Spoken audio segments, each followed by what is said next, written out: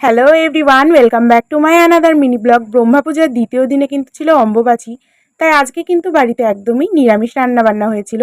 তার মধ্যে ছিল মুগের ডাল, পটল ভাজা, বেগুন ভাজা, কুমড়ো ভাজা, আলু সেদ্ধ, বাঁধাকপির তরকারি আর আলু পনিরের তরকারি। দুপুরে খাওয়া দাওয়ার পরে কিন্তু সন্ধেবেলা আমরা রেডি হয়ে গিয়েছিলাম মন্দিরে কীর্তন শুনতে যাব বলে।